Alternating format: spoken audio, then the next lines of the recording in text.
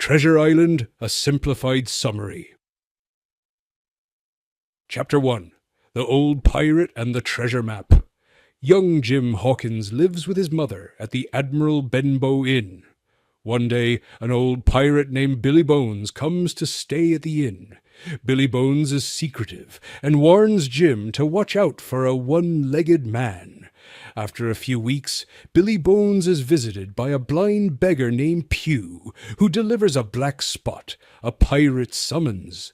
The shock of it causes Billy Bones to die of a stroke. Jim and his mother open Billy Bones's chest, hoping to find the money he owes them. Instead, they discover a map that appears to show the location of buried treasure. Jim takes the map to Dr. Livesey and Squire Trelawney, who immediately recognize it as a treasure map belonging to the infamous pirate Captain Flint. Chapter 2. The Voyage Begins. Squire Trelawney decides to outfit a ship, the Hispaniola, and sail to the island marked on the map to find the treasure. Dr. Livesey agrees to come along, and they hire a crew, including a one-legged cook named Long John Silver. Unbeknownst to them, Silver is actually a pirate who was once part of Captain Flint's crew, and most of the crew he hires are also pirates planning to mutiny. Jim, who is taken along as a cabin boy, overhears Silver and his men plotting to take over the ship once the treasure is found. Jim warns the captain, Captain Smollett, and the loyal crew members, who begin to prepare for the impending mutiny.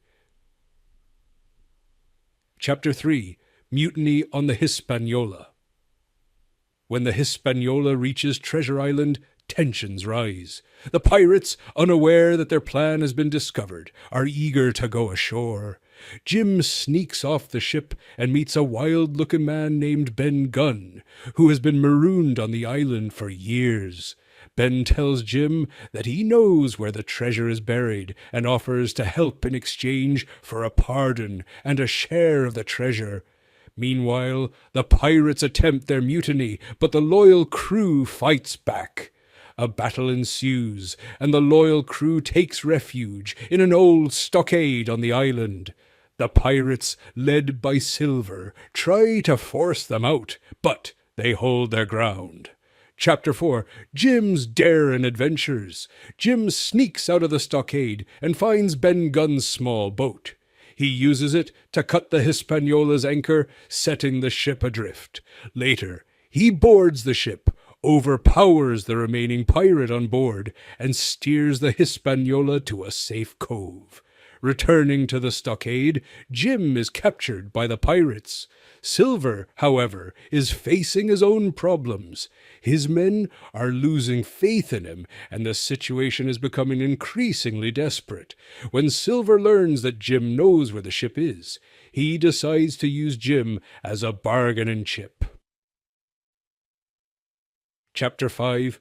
The Treasure Hunt. The pirates, with Jim in tow, follow the map to the treasure's supposed location.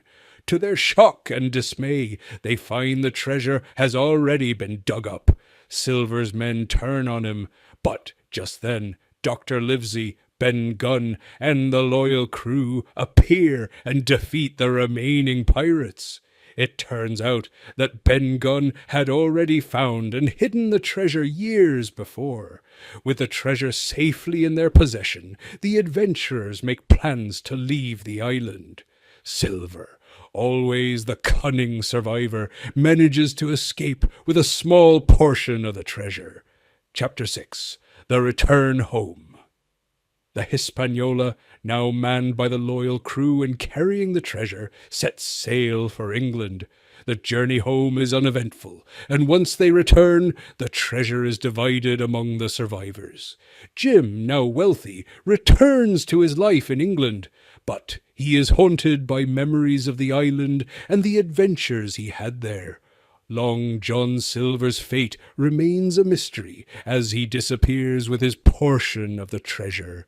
The story ends with Jim swearing never to go on another treasure hunt, as the memories of the dangers and the greed associated with it are too much for him to bear.